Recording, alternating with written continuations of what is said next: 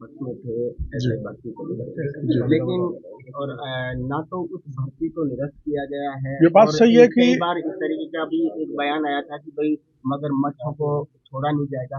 क्या मछलियां ही मारी जाएंगी? अभी तक ये मगरमच्छों बात के दबाव में ये सरकार कार्य बात कर रही है। सही है कि पिछले राज में 18 में से 17 पेपर लीक हुए, जिसमें सब इंस्पेक्टर का भी हुआ था।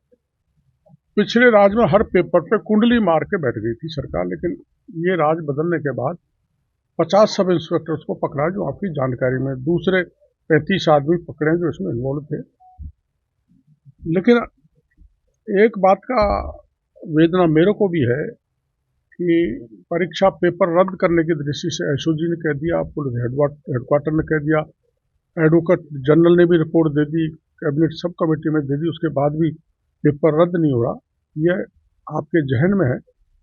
हम प्रयास करेंगे पेपर रद्द हो, नहीं तो कोई मैकेनिज्म ऐसी डेवलप करेंगे जिससे फर्जी थानेदार बन के हमारे राजस्थान की जनता का भविष्य नहीं बिगाड़े। और जहाँ तक और परीक्षा का मामला है, उसमें भी सने सने सरकार बढ़ रही है। एसआईटी का गठन किया है। मैं तो आपको सबसे बड़ी बात ये बता देता हूँ कि ये सारे मुद्दे मैंने उठाए थे, चाहे भ्रष्टाचार के हो, चाहे पेपर लीक के हो। इनको मैं मरने नहीं दूंगा, दफन नहीं होने दूंगा। इस बात का भरोसा प्रदेश की जनता को मैं देना चाहता हूँ, क्योंकि मैं सरकार में हूँ और सरकार के अलावा मेरी जिम्मेदारी बनती है कि पिछले राज में ये सारे मामले मैंने उठाए थे, वो दफन नहीं होने चाहिए। चाहे कोई कितना ही बड़ा व्यक्ति हो, उसको भी जेल के सीट से डालना चाहिए। जैसा आपने कहा कि लगातार आपने मुद्दों को उठाया और उसके बावजूद आपके ही बयान आए कि आपके ही फोन टेप कर रही है सरकार। कैसे आप इसको जिंदा रख पाएंगे जब आपके खिलाफ ही अगर साजिश चल रही है आपके अनुसार? मैं फोन टेप की स्पीड से ज्यादा स्पीड पर दौड़ता हूँ। ईश्वर की ऐसी कृपा है कि अब मैंने तय कर लिया है कि मैं यहाँ का प्रभारी हूँ, तो आप देखना सारी मेवात नॉन मेवात सब में मैं घूम जाऊंगा। असलियत मुझे पता लग जाएगी। तो आप जानते हो, सत्य परेशान तो हो सकता है लेकिन पराजित नहीं हो सकता। परेशानी आ सकती है, कई कारण होते हैं उसमें, लेकिन जीत सच्चाई की होती सर, कांग्रेस प्रदेश अध्यक्ष जी का बयान आया कि चौड़लाल मीणा जी पर्ची वाली जो सरकार है उसकी पर्ची बदलना चाहते हैं। है।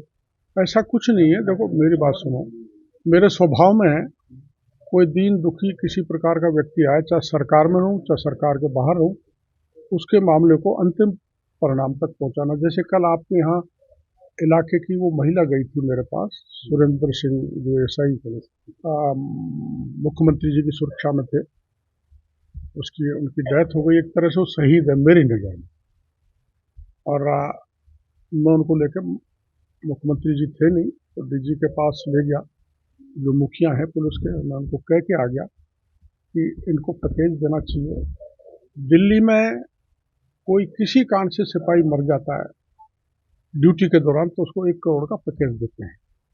तो उस लाइन पे पैकेज दी जाए, पीड़ित को नौकरी भी दी जाए। आखिर में अपना पेट पालन कैसे करेगी, ये मैं डीजी साहब से कह के आया हूँ। तो मैं तो कोई गरीब दीनहीन सरकार है तो भी वो ध्यान आकर्षित करने की दृष्टि से सरकार तक बात पहुंचाता रहता हूँ।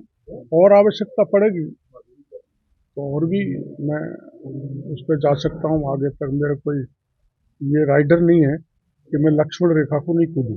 सर, अभी अलवर में देखा जाए तो भूमा से हम बड़े अरे कौन बोल रहे? सरकारी जमीनों को भी बेचान कर रहे हैं। यहाँ तक बहाव क्षेत्र, नदी नाले सबको बेच रहे हैं, और यूआईटी खुद ये कह रही है कि हमें जाब्ता नहीं मिल पा रहा, इसलिए हम खाली कराने में असमर्थ है। ये सरकार देखो, एक उदाहरण मैं आपको अलवर का दूंगा। मेरे खुद के विभाग की 50-60 करोड़ की प्रॉपर्टी थी हॉर्टिकल्चर यहाँ पर अलवर में। वो 6 करोड़ में ऑक्शन हो गई, भूमाफियाओं ने ले ली थी।